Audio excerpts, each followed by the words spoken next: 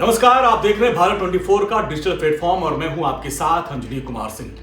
बिहार में voter list सत्यापन को लेकर हंगामा मचा हुआ है, यानी एसआईआर को लेकर हंगामा है, जहां विपक्षी दल इसको लेकर सुप्रीम कोर्ट पहुंचे और वहां पर सुनवाई चल रही है। और दूसरी ओर बिहार विधानसभा में मानसून सत्र के दौरान काले कपड़े पहनकर जो विपक्ष के नेता हैं वो विरोध कर रहे हैं। इधर लोकसभा और राज्यसभा में भी जोरदार हंगामा किया जा रहा है।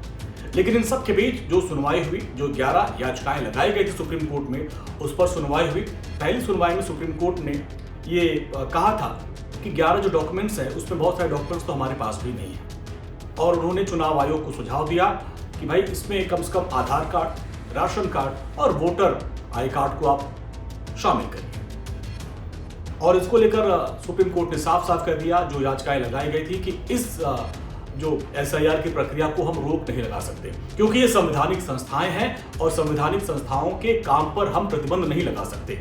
सुप्रीम कोर्ट ने सुझाव दिया था और हलफनामा मांगा था। अब सुप्रीम कोर्ट में जब सुनवाई हुई तो चुनाव आयोग की तरफ से टीम वहां पर पहुंची और चुनाव आयोग ने अपना हलफनामा दायर किया। अब इसमें सवाल ये हो रहा है कि क्या जो चर्चा बीच में हुई थी कि अब जो 11 डॉक्यूमेंट्स हैं उसमें Aadhaar card, voter I card, ration card को शामिल किया जाएगा, क्योंकि विपक्षी दलों की यही चिंता है कि आधार कार्ड को आप हर जगह करते हैं, आप बैंक खाते से उसको लिंक करवाते हैं। अभी आपने देखा रेलवे को जो टिकटिंग की व्यवस्था उसमें भी आधार से लिंक करवा रहे हैं, तो फिर इसको आप जो है एसआईआर में उस डॉक्यूमेंट्स में क्यों नहीं रख सकते?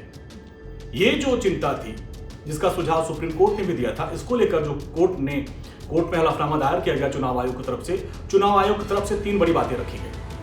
उन्होंने कहा कि आधार कार्ड, वोटर आई कार्ड और साथ साथ राशन कार्ड को हम ये जो डॉक्यूमेंट्स है 11 उसमें शामिल नहीं कर सकते। इसके जो तर्क दिया गया उसके बारे में आप जान लीजिए। चुनाव आयोग ने कहा कि आधार कार्ड सिर्फ पहचान पत्र है, ये आदमी का पहचान पत्र है, लेकिन ये प्रमाणित नहीं करता है कि आप किसी राज्य के नागरिक हैं और आप वोट दे सकते हैं। और फिर इसके बाद राशन कार्ड पे जो बात आई, तब चुनाव आयोग की तरफ से कहा गया कि राशन कार्ड ऐसे तमाम फर्जी बनाए गए हैं जिस पर हम बहुत भरोसा नहीं कर सकते। तीसरा जो सुझाव सुप्रीम कोर्ट ने दिया था, voter ID card. Voter ID card पर चुनाव आयोग ने कहा कि हर बार चुनाव से पहले हम वोटर आईडी कार्ड का रिवीजन करते हैं, और अगर वही प्रक्रिया उसी को हम एक बार फिर से पुराने वोटर आईडी कार्ड को मान लेते हैं तो फिर इस पूरी प्रक्रिया का कोई मतलब नहीं रह जाता है। यानी 3 जो सुझाव सुप्रीम कोर्ट ने दिए थे, चुनाव आयोग ने उस पर अपनी बात रखी और कहा कि इसको हम शामिल नहीं कर सकते। क्यों नहीं कर सकते उसके बारे में उन्होंने विस्तार से बताया। यानी अब क्लियर है कि जो 11 डॉक्यूमेंट्स हैं उसी के आधार पर पूरा जो एसआईआर की प्रक्रिया होगी। चुनाव आयोग ने कहा कि लगभग 90% जो डॉक्यूमेंट्स जो फॉर्म है वो फिलअप हो चुके हैं, और जो लोग छूट गए हैं उनको एक और मौका मिलेगा। क्योंकि यहाँ पे सवाल ये भी उठ रहा था कि कुछ लोग जो बाहर रहते हैं वो अचानक से आके दिल्ली, मुंबई या विदेश में रहते हैं, वो आके किस तरीके से अपना वो सत्यापन कर पाएंगे।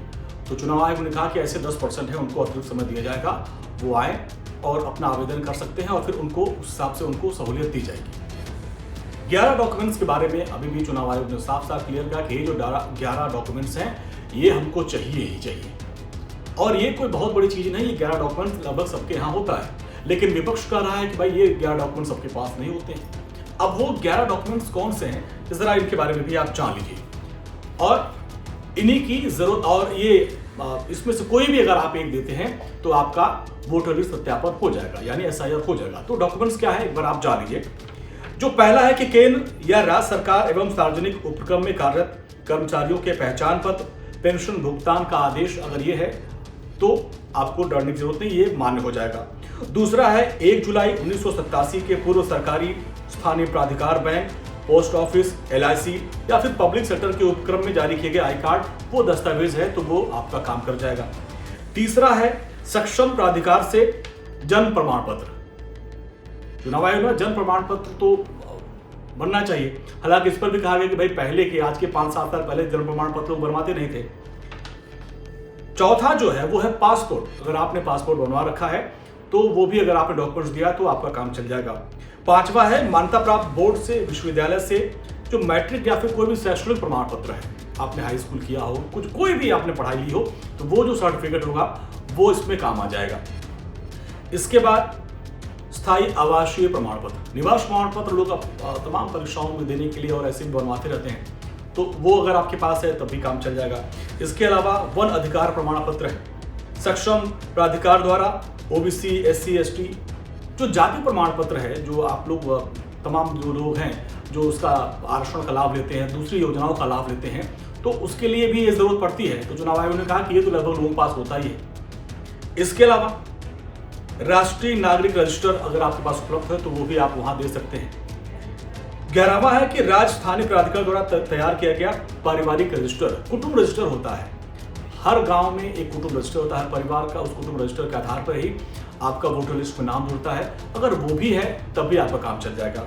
11वां क्या है कि सरकार की कोई भूमि मकान आवंटन प्रमाण पत्र, अगर कोई जमीन आपके नाम से है तो वो आप दिखा सकते हैं कि भाई आपके नाम से, मैं अंजनी कुमार सिंह, मेरे नाम से जमीन है, इसका ये बाकायदे जो रजिस्ट्री का पेपर हमारे पास है। तो ये 11 दस्तावेज हैं और इनमें से अगर कोई एक आपने दिया है तो आप एसआईआर में आपको कोई दिक्कत नहीं होगी। लेकिन चूंकि इसको लेकर अब लोगों में काफी भ्रम थी, विपक्षी दल इसका विरोध कर रहे हैं, वो कह रहे हैं ये लोकतंत्र की हत्या है। और आज भी बिहार विधानसभा में जमकर हंगामा हुआ, लोकसभा राज्यसभा में भी हंगामा हुआ। विपक्षी दल के हंगामे के बीच अब चुनाव आयोग ने साफ कर दिया है कि इसमें किसी को कोई घबराने की जरूरत नहीं है। सत्ता पक्ष कह रहा है कि ये भ्रम फैलाया जा रहा है, लोगों को गुमराह किया जा रहा है और ये एक नेचुरल प्रक्रिया है। विपक्ष की तरफ से कहा जा रहा है कि भाई बिहार में अक्टूबर नवंबर में चुनाव होना है तो आप इतनी जल्दबाजी में क्यों ये कर रहे हैं, और यही सवाल सुप्रीम कोर्ट ने भी उठाया। इस पर चुनाव आयोग ने कहा कि ये प्रक्रिया है और ये सतत चलती रहेगी। आज बिहार में हुआ, इसके बाद पश्चिम बंगाल में, फिर धीरे धीरे देश के सभी राज्यों में ये जो एसआईआर की प्रक्रिया वो होगी। हालांकि इस पर सियासत है, बिहार में चुनाव हुआ तो सियासत जारी रहेगी ही। लेकिन ये 11 जो प्रमाण पत्र हैं जो मैंने आपको बताया, अगर आपके पास ये है तो आपको घबराने की जरूरत नहीं है। नमस्कार।